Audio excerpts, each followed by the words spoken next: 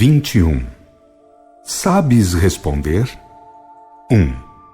Que representa o código imortal como condensado doutrinário? 2. Se religião, no sentido decente, é o trabalho de religar a Deus no templo interior, poderá ser isso conseguido fora da moral, do amor, da revelação, da sabedoria e da virtude? 3. Quem dogmatiza sobre homens e livros pode estar pronto para avançar no rumo das verdades ainda desconhecidas, partindo das já conhecidas? 4. Jesus afirmou que o Pai é Espírito e Verdade, e assim quer que seus filhos venham a ser. Sabes responder o porquê de ser essa assertiva, a mais perfeita de todas quantas possam ser pronunciadas? 5. Por que é muito infeliz o homem sem religião, sendo muito mais infeliz o homem que morre escravo de uma religião? 6. Por que devemos fugir do homem de um só livro? 7.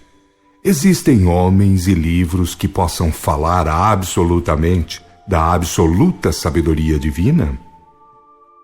8.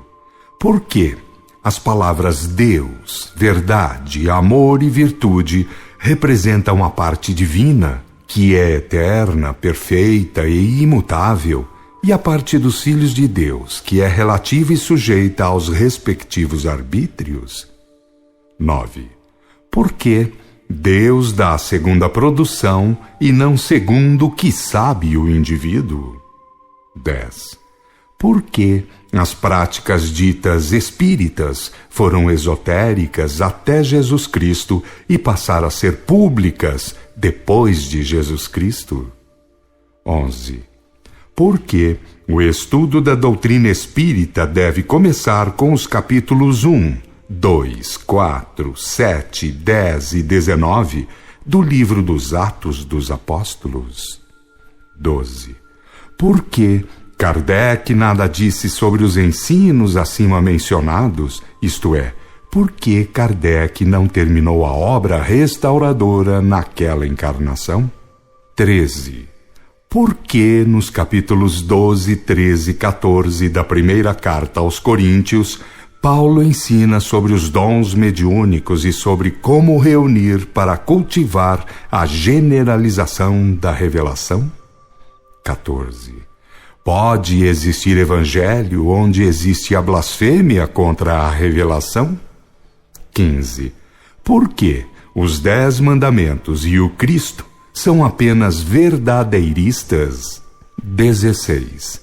Se é a verdade quem livra, como ensinam a lei e o Cristo, as duas testemunhas de Deus perante a humanidade, porque não são escravos de homens e livros, instituições ou estatutos humanos, que fazes tu, sendo religiosista e sectário, isto é, escravo de igrejinhas e tabelinhas inventadas por homens? 17. Virá algum instrutor, algum dia, dizer tudo sobre a verdade infinita de Deus? 18. Se cada espírito é um Cristo ou uno em preparo, isto é, um verbo divino em elaboração, e só pela sabedoria e pelo amor assim se poderá realizar, por que se aplicam ainda os espíritos a exteriorismos religiosistas ou formulismos idólatras e retardatários? 19. Falar na lei e no Cristo é viver segundo a lei e o Cristo? 20. Por que a comunicabilidade dos espíritos, anjos ou almas foi pródiga no Velho Testamento e foi generalizada no Novo Testamento? 21. Quantos fenômenos mediúnicos são contados na Bíblia? 22. Por que e para que Jesus tinha as legiões de anjos ou espíritos subindo e descendo sobre ele? 23. que representa o capítulo 2 do livro dos Atos entre o antes e o depois do Cristo. 24. Que representa o Pentecostes para o Espiritismo, isto é, para a Igreja do Caminho restaurada? 25. Por que profetizou Jesus que a restauração teria que ser feita por Elias quando viesse de novo? 26. Que representa o batismo de Espírito ou revelação perante os chamados grandes iniciados, isto é, as confrarias secretas ou iniciáticas da antiguidade? 27. Se não fosse Jesus, o celeste encarregado de abrir as portas dos cenáculos iniciáticos ao povo em geral, quem viria a sê-lo? 28.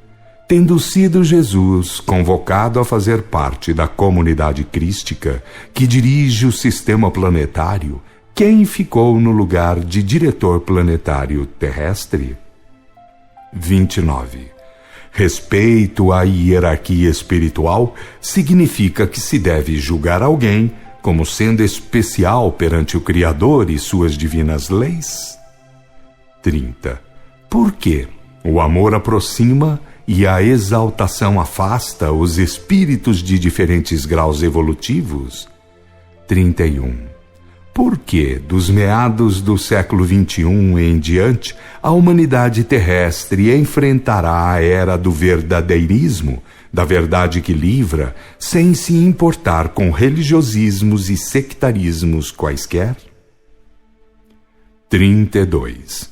Porque o primeiro ciclo da segunda meia-idade será pouco mais ou menos dos meados do século XXI ao século 60? 33. Perfeição crística e Jerusalém celestial querem dizer a mesma coisa? 34. Que significa, por evolução, entrar nos poderes da divina ubiquidade? 35. Por quê? Nem todos herdarão a terra dos futuros ciclos? 36. Que é e que faz a lei das migrações interplanetárias? 37. Em face da passagem para a segunda meia-idade, que representa o capítulo 14 do Apocalipse? 38. Porque na era verdadeirista os filhos de Deus vão ter confiança nas ações nobres entre irmãos, deixando de parte para sempre os ritualismos e as maquinações idólatras em geral? 39. Porque as práticas religiosistas ou idólatras prejudicam a marcha dos espíritos no rumo do amor e da sabedoria? 40. Porque os nécios confiam nos comercialismos idólatras ou mal disfarçados paganismos e não confiam na verdade, no amor e na virtude? 41. Porque os grandes ou mais evoluídos espíritos querem amor e não exaltação? 42. Porque os mercadores de idolatrias procuram distanciar Deus e os grandes espíritos da humanidade? 43. Porque importa ser ciente e não crente? 44. Porque o conhecimento dispensa a fé? 45. Porque a certeza dispensa a esperança? 46. Porque a bondade dispensa a caridade ou a esmola? 47. Porque a lucidez cerebral e a doçura de coração escandalizam os religiosismos e as artimanhas clericais? 48. Porque nenhuma profecia apocalíptica deixará de ter cumprimento? 49. Porque o Evangelho Eterno é a última mensagem à humanidade terrestre? 50. Porque a volta de Jesus Cristo é o livro da mensageria divina? 51. Porque, sem ajustar contas práticas com o código imortal, ninguém atingirá o grau crístico ou de uno com o Pai Divino? 52. Porque Deus não tem filhos especiais e ninguém é especial perante Ele? 53. Porque todos os espíritos começam procurando o Pai Divino no exterior e terminam unindo-se a Ele no templo interior? 54. Porque Jesus foi apresentado como divino molde em face da humanidade terrestre? 55. Porque Cristo é grau e todos terão que atingi-lo? 56. Porque o grau crístico é impessoal e um espírito o representa em face de uma humanidade em processo evolutivo? 57. Porque, existindo ou sendo o Filho de Deus, é obrigado a estar em algum lugar, de algum modo, fazendo alguma coisa e para algum fim? 58. Porque a parte de Deus é eterna, perfeita e imutável? 59. Por que devemos policiar o nosso relativo livre-arbítrio? 60. Porque somos obrigados a ser juízes em causa própria? 61. Porque o capítulo 22 do Apocalipse é o maior da Bíblia Ocidental? 62. Porque a verdade é mais do que a ciência? 63. Porque o amor é mais do que a filosofia? 64. Porque a virtude é mais do que a religião? 65. Porque, comumente, os espíritos retardados se fanatizam por alguns dos grandes vultos e por uma ou outra das Bíblias, em lugar de reconhecer que a verdade absoluta jamais será explicada por homem algum, através de livro algum, porque é algo de infinitamente íntimo que só o espírito chegará a saber e a gozar quando lá um dia chegar, em espírito e verdade, e somente para si mesmo poderá conhecer e gozar, visto que jamais será traduzível exteriormente. 66. Porque a verdade absoluta não cabe em homens, livros, religiões, instituições ou estatutos humanos? 67. Você, Filho de Deus, já se sentiu divinamente unido a Deus no templo interior e no infinito, e ligado à criação infinita, sentindo-se, portanto, acima das facciosas e ridículas manias religiosistas? 68. De onde surgem os divisionismos que tanto prejudicam a cristificação das almas? 69. Por quê? São caricatos os homens que lançam mão de vestes fingidas, formalismos e formulismos, rituais e manias enigmáticas, rótulos e títulos sob pretextos espirituais ou querendo passar por aquilo que não são? 70. Quem é que vê em secreto cérebros e corações para recompensar segundo as obras, boas ou más? 71. Porque vem a hora, e agora já é, em que a verdade fundamental pode e deve ser de todos conhecida, sem a interferência de cleresias e grupos politiqueiros mandonistas? 72. Que significa para a humanidade terrestre entrar na posse do conhecimento da verdade fundamental que gerará a unidade doutrinária? 73. Até que ponto, leitor e irmão, pode você entender o código imortal? 74. A quem delegou o código imortal a outorga de proprietário da verdade? 75. Quem está entre o Pai Divino e cada filho seu, senão a justiça divina? 76. Se você afirma que a verdade fundamental a si mesma se basta, por que é escravo de simulacros, enigmas e petulâncias humanas, crédulas ou incrédulas? 77. Quem cuidará do seu destino, leitor e irmão, ao deixar a carne sem ser a justiça divina? E que outro fator poderá recomendá-lo sem ser com as boas obras praticadas? 78. Muitos pretendem ser mestres de doutrina, mas, em verdade, quem diz que seus cérebros e corações andam funcionando a par da ordem divina? 79. Por que é mais fácil conquistar o mundo exterior? 80. Por que ninguém poderá despertar o reino de Deus para terceiros? 81. No serviço de restauração da Igreja do Caminho da Verdade, Elias, através de 3 encarnações, deu fubá aos pintainhos, deu quirera aos frangotes e deu grãos inteiros aos adultos. Quais foram essas vidas e obras? 82. Se o manancial da verdade é por Deus acima de milagres, mistérios, instituições ou estatutos humanos, por que se dão os espíritos embrionários a fanatismos religiosos, sectários, exclusivistas e as manias de confrarias armadas à base de títulos e outros pernosticismos? 83. Por que, como ensinou Cristo modelo, muitos clamarão, Senhor, Senhor, e o Senhor os repelirá? 84. Adotar um credo significa obter o direito de passar por cima da lei de Deus? 85.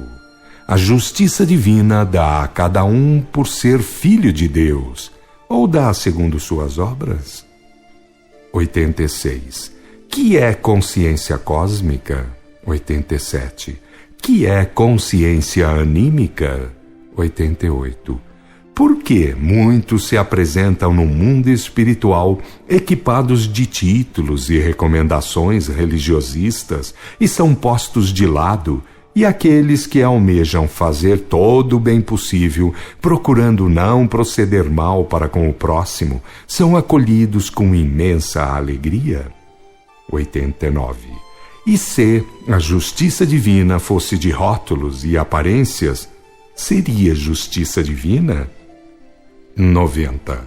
Afora a diferença de hierarquia evolutiva, existe alguma outra diferença fundamental entre os filhos de Deus? 91.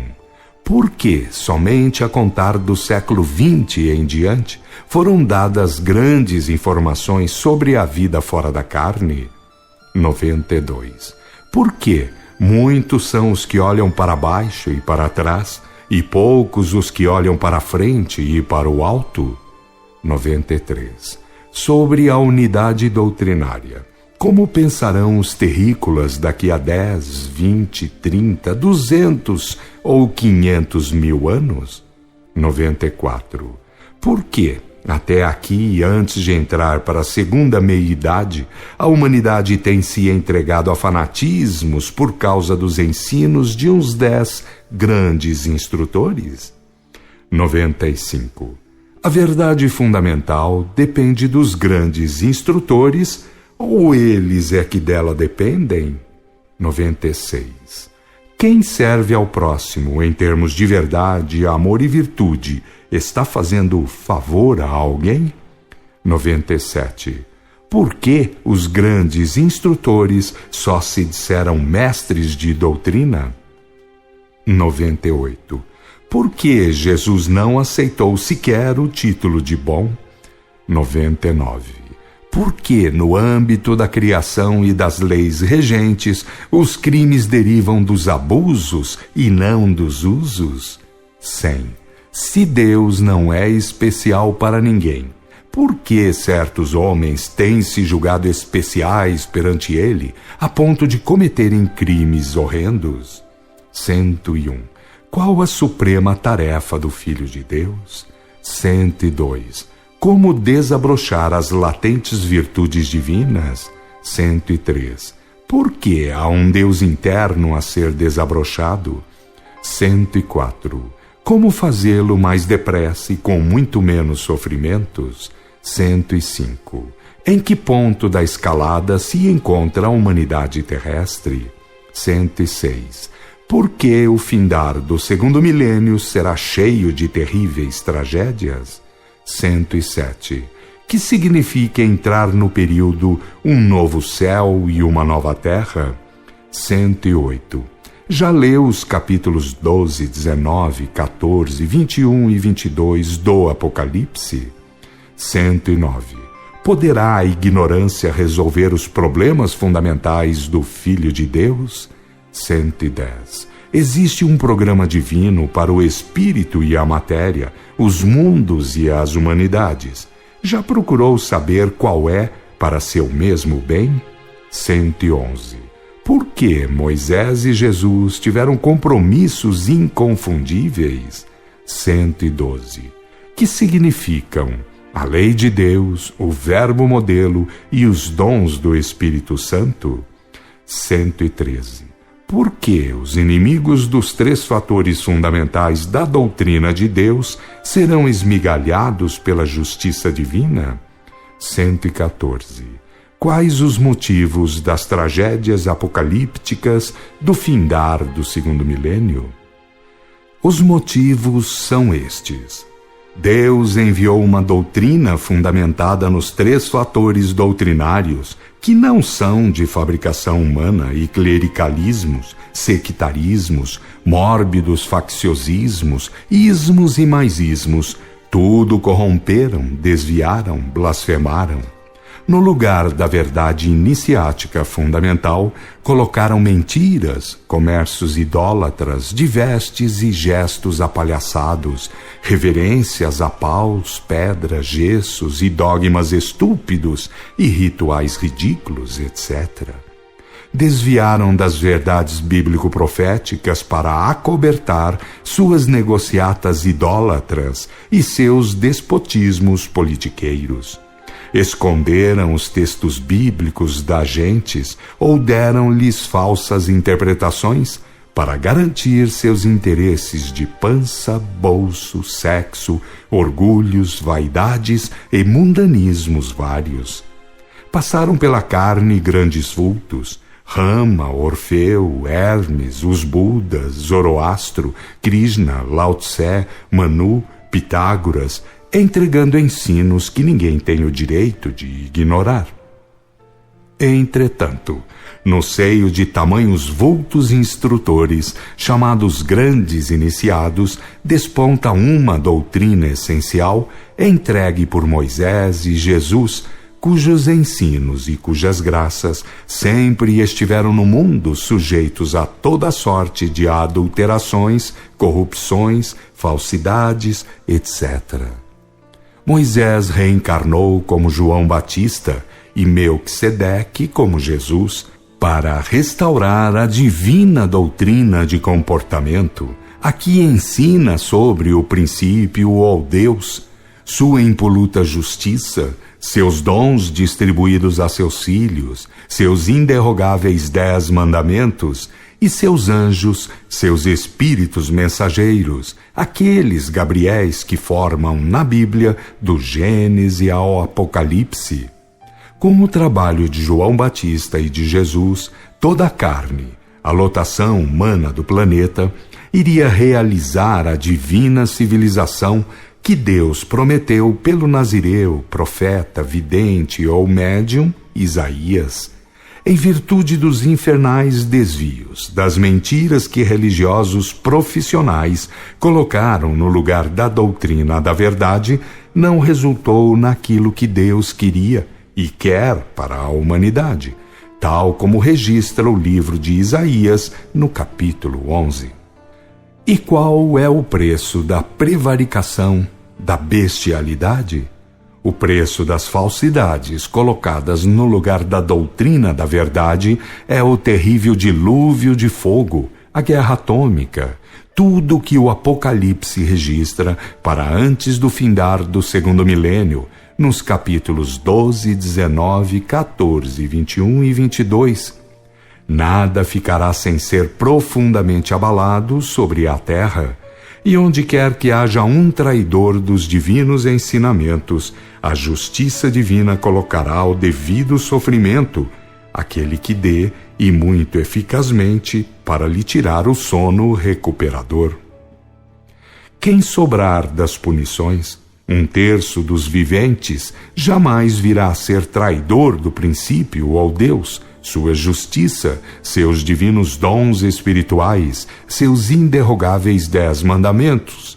E lembrem-se bem, seus anjos, que quer dizer espíritos mensageiros, os Gabriéis da Bíblia inteira, do Gênesis ao Apocalipse, os entregadores de ensinos, avisos e graças de Deus, os ditos milagres, os gloriosos sinais e prodígios bíblicos.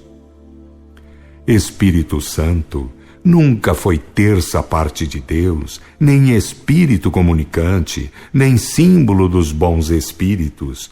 Mulheres e homens andaram no século XIX fabricando catecismos, compilações e codificações e, por falta de melhores conhecimentos, cometeram graves erros de interpretação sobre muitos e muitos conceitos e sobre as realidades do mundo dos espíritos. Como até a passagem do verbo modelo pela carne, muitas verdades ficaram por serem ditas, importa examinar as Escrituras e saber o quanto importa examinar as Escrituras face ao passado, ao presente momento apocalíptico e ao que nele há de prometido para acontecer. Como os capítulos do Apocalipse estão 3 vezes invertidos, ler nesta ordem capítulos 10, 11, 12, 19, 14, 21 e 22. Aquele que procurar ser verdadeiro, acima de religiosismos e sectarismos e bandeirolas humanas, certamente encontrará a verdade.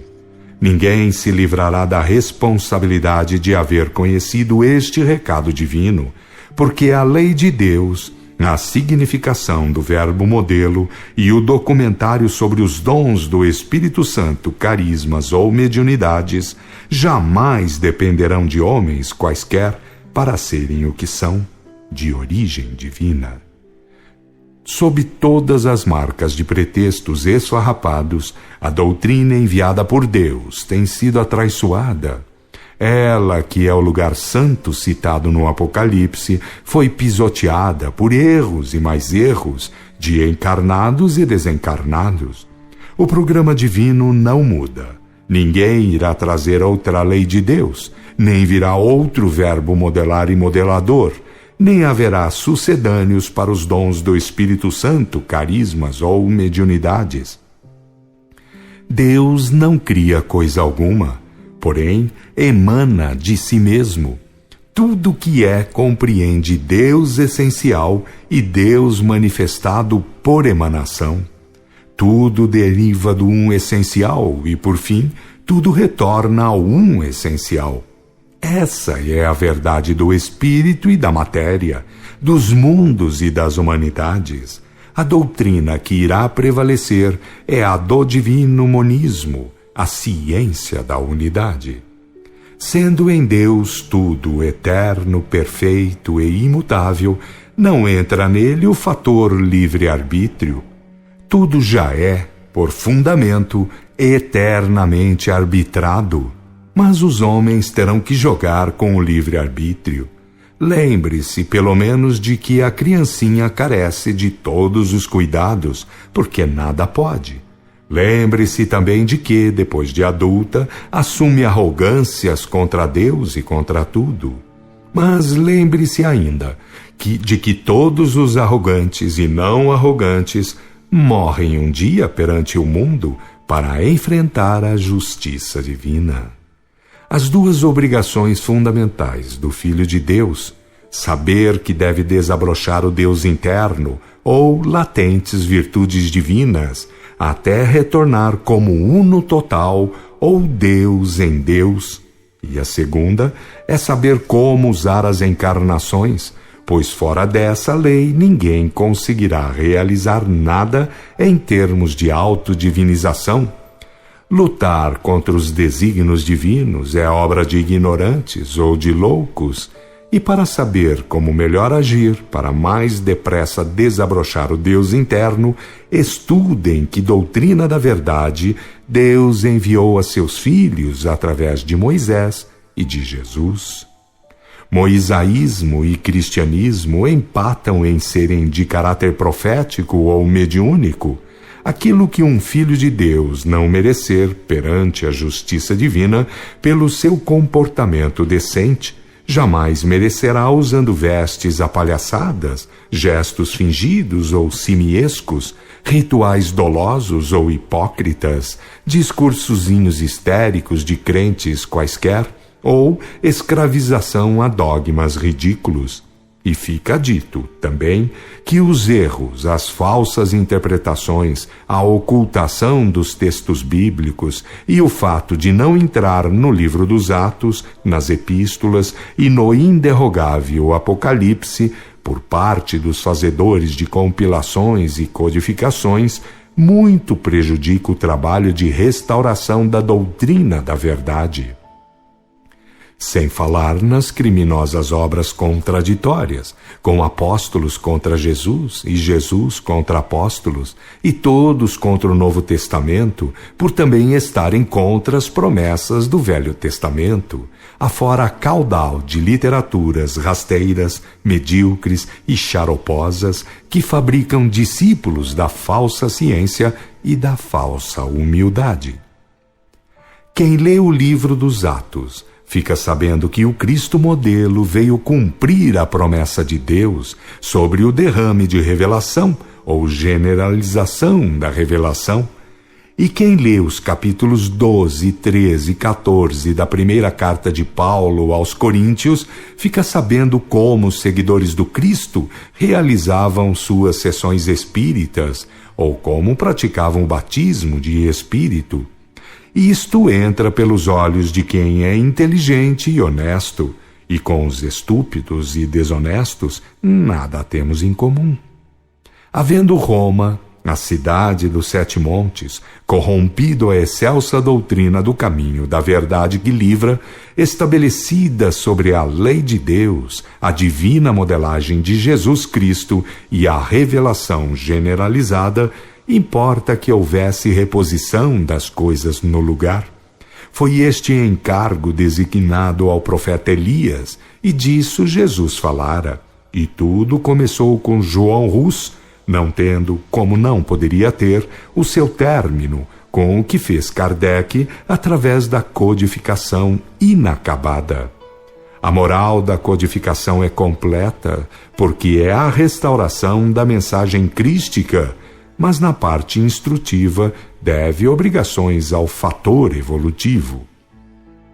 Kardec não adentrou porque o Espírito da Verdade não consentiu no livro dos Atos, nas epístolas e no Apocalipse, pois isto custaria dizer verdades que o tempo não comportava, a menos que se quisesse provocar uma nova sangueira e o truncamento do que foi então possível fazer. Entretanto, no Brasil do século XX, temos dado cabo da tarefa restauradora, em termos de consolidação da restauração, ficando instruções e trabalhos extensivos para milênios por vindouros. Procurem ler e entender o que Deus prometeu no Apocalipse, capítulos 12, 19, 14, 21 e 22, sobre isto e para antes do findar do segundo milênio. 1. Verdadeira restauração doutrinária, apresentando o documentário bíblico. 2. Entrega do Evangelho Eterno, prometido em Apocalipse, capítulo 14. 3. Direção planetária daquele da vara de ferro, citado nos capítulos 12 e 19. Saibam que a Terra não existia, e o infinito e a eternidade já eram repletos de galáxias e humanidades, e de Cristos incontáveis cujas hierarquias pairavam acima dos vossos bem relativos enviados de Deus, o princípio absoluto. Entendam os filhos de Deus para sempre que a verdade, a justiça e o poder emanam de Deus, sendo que, quando muito, seus filhos mais hierarquizados desempenham apenas funções delegadas. Daí o verbo modelo dizer, na cruz, estas palavras exemplares de obediência: Pai, tudo está cumprido. Pai, em tuas mãos entrego o meu espírito. Até a passagem pela carne do verbo exemplar, personagem vivido por Jesus, que foi o mesmo verbo construtor planetário, tudo ficou assim. Tenho muito a vos dizer ainda, porém vós não podeis suportá-lo agora. No início de sua vida messiânica, Jesus avisou: a doutrina que vos prego é do Pai, não é minha. Jesus não usou a palavra grega igreja, que quer dizer reunião de pessoas, mas sim a expressão doutrina do Pai. Lembrem-se, reuniões de homens são uma coisa, e doutrina do Pai, coisa infinitamente diferente. No curso de seu trabalho messiânico também afirmou: porque o Filho do Homem veio para as ovelhas desgarradas de Israel. Qual a doutrina de Deus da qual Israel se desviou ou desgarrou? Para qual doutrina Jesus veio reconduzir o povo escolhido? Moisés e Jesus não foram mais do que estafetas de Deus, ou entregadores de ensinos e graças de Deus. Homens errados é que tudo andaram e andam corrompendo, desviando, desencaminhando os filhos de Deus. Queiram ou não os homens, mas o fato histórico planetário mais importante de toda a história da humanidade cumpre-se ao findar do segundo milênio, e é o Brasil o ponto central dos fatos apocalípticos mais significativos. O Brasil é, da Atlântida redescoberta, o país que mais irá herdar a obrigação de fornecer o começo da civilização pós-dilúvio, ou guerra atômica, que é aquele período apocalíptico chamado um novo céu e uma nova terra, que é a entrada na segunda metade evolutiva do planeta e da humanidade. Para capitanear a humanidade no sentido da verdade doutrinária ou divina, cumpre saber o que ela seja.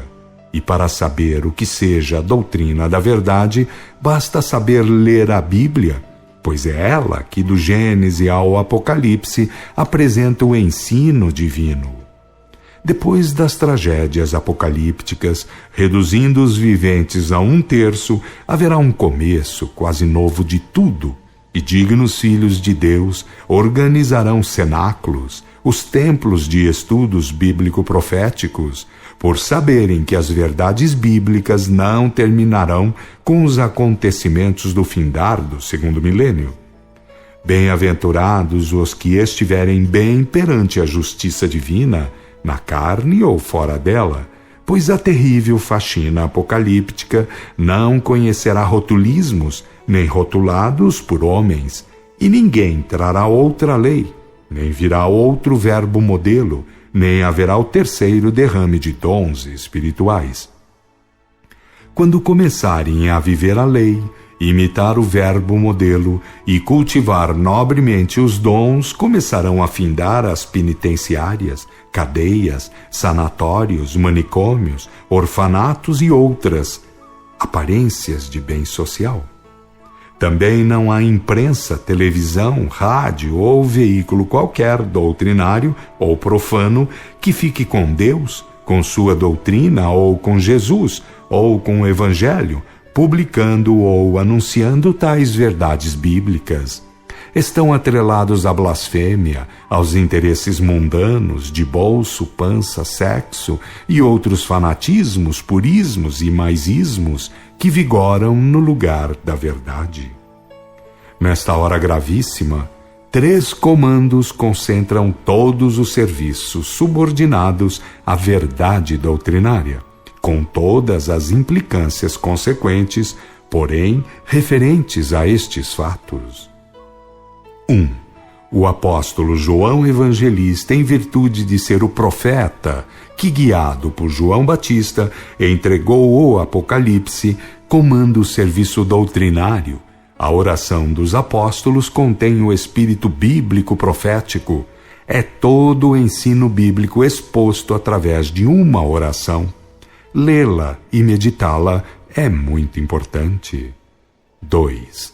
Lucas, o apóstolo médico, foi indicado a ser o comandante dos serviços médicos, quer nos reinos espirituais carentes de tais serviços, quer junto aos encarnados. A oração de Bezerra de Menezes é completa sobre o assunto. 3. Maria Maior foi indicada a comandar o serviço de amparo ou retirada de espíritos sofredores das faixas da subcrosta, dos umbrais e da atmosfera ou de junto aos encarnados. Quando a justiça divina ordena, Maria orienta as legiões socorristas nesse sentido. Estudem a oração a Maria, meditem sobre sua inteligência, porque é de Deus que ela deriva. João Batista e Jesus não escreveram, e depois deles, mais de 200 escreveram sobre eles, e entre 380 e 410 fizeram a Vulgata, por onde tantas opiniões ou palpites entraram como verdades bíblicas ou evangélicas. Tiraram o que não deveriam tirar, puseram o que não deveriam pôr, deram interpretações que bem entenderam, atraiçoando os verdadeiros ensinos bíblicos, forçando conceitos, a bem dos interesses de bolso, pança, sexo, orgulhos e vaidades dos comerciantes religiosistas. Existem diferenças entre o que Jesus disse e aquilo que outros disseram. Mas quem faz de tudo meio de vida, comércio, jamais quererá saber disso. A lei de Deus é a chave de tudo, porque ninguém vive sem obrigação de comportamento para com o princípio ou Deus e o seu próximo. Depois é que comparecem os outros dois fatores da doutrina enviada por Deus. Estudem bem, cada um, a significação do verbo modelo e a graça dos dons mediúnicos chamados dons do Espírito Santo, os que facilitam a comunicabilidade dos anjos, que quer dizer espíritos mensageiros, de que a Bíblia dá fartíssimos testemunhos. Todas as potestades espirituais relativas são abaixo da lei de Deus, em virtude da impoluta justiça divina. Se Jesus fosse o salvador gratuito de segundos ou terceiros, não falaria assim da lei de Deus? Estudem as últimas palavras de Jesus na cruz, que foram de total subordinação a Deus ou sua divina justiça, que implica em ser a lei de Deus. Nenhum grande instrutor passou reverenciando a Deus mais do que Moisés e Jesus, em palavras e atos. Fora da lei, ninguém dá testemunho de respeito à vontade do princípio ou Deus. A quantos estiverem interessados em cumprir a vontade de Deus, em lugar de dar ouvidos aos erros de alguns encarnados e desencarnados, recomendamos estudar o que ensina Jesus em Lucas 12:10. Os dons espirituais são dados por Deus para que haja os intercâmbios entre os dois planos da vida e para que Deus, através de seus anjos, que quer dizer apenas espíritos mensageiros, entregue ensinos e graças múltiplas. Sobre os anjos guardiães, Deus vos ensina totalmente quando foi da crucificação de Jesus. Aprendam com Deus em Lucas 22:43, que assim avisa. Aspas. E apareceu-lhe um anjo do céu que o confortava. Fecha aspas.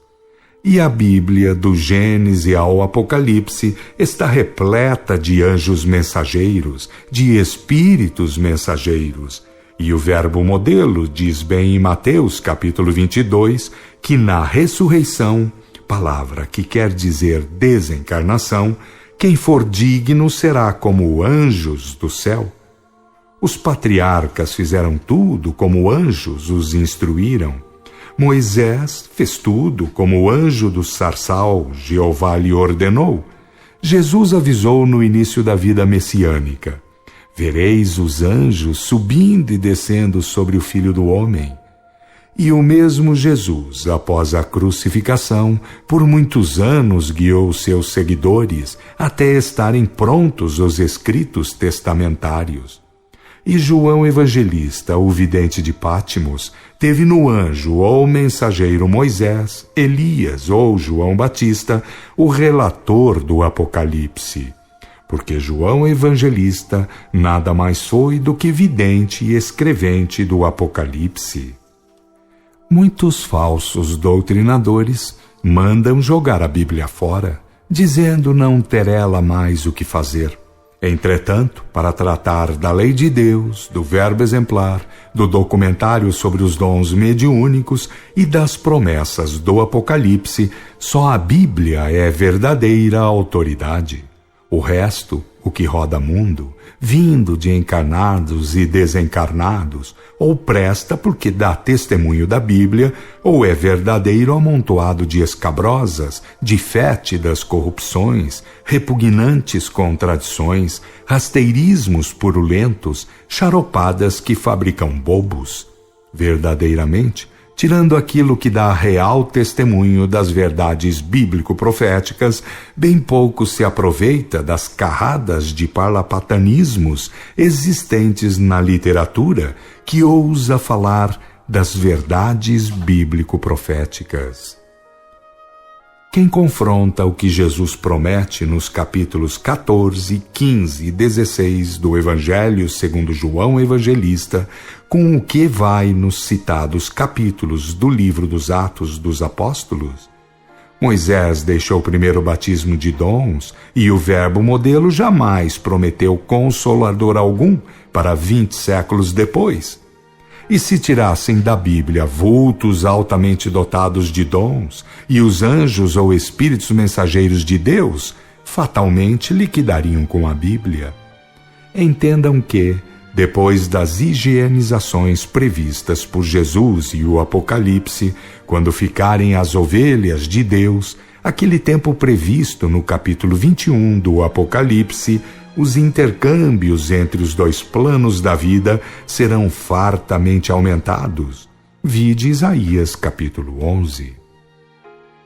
E o grau de santidade dos sobrantes resultará também em evitar carnivorismos, porque o teor vibracional das carnes de animais prejudica profundamente o nível vibracional humano, isto é, depõe contra a sublimação dos tratos mediúnicos em geral, principalmente na vidência, a mais graciosa delas, a que mais irá vigorar nos futuros ciclos evolutivos, por infusar os dois planos da vida dos filhos de Deus, ensejando comportamentos irmanistas intensos, gerando a divina civilização, já que, sem divinos comportamentos, ninguém desabrochará o Deus interno, as latentes virtudes divinas em menos tempo e com menos sofrimentos, na carne e fora dela. O mais sublime dos dons do Espírito Santo, carismas ou mediunidades, é o da vidência, quando alguém o tem em elevado nível, com possibilidade de sondar os mais divinizados espíritos, os mais expressivos céus, as regiões espirituais onde o princípio ou Deus revela suas divinas virtudes, suas glórias divinamente ofuscantes. Não há quem não tenha Deus, o ser espírito e verdade, onipresente, onisciente e onipotente, na sua profundidade espiritual, e aguardando de cada filho o desabrochar do Deus interno para a devida união total, pois o que deriva do cadinho divino ao cadinho divino retornará totalmente.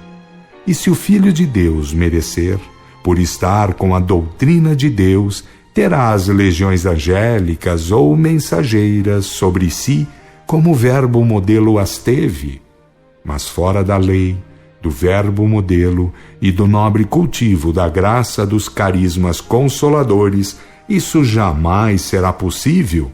Vide Apocalipse capítulo 22. Meditem sobre o princípio ou Deus, sua justiça, seus dons, seus mandamentos e santos anjos ou espíritos mensageiros, o que fará viver um Deus, uma verdade, uma doutrina e o caminho da sagrada finalidade a ser atingida.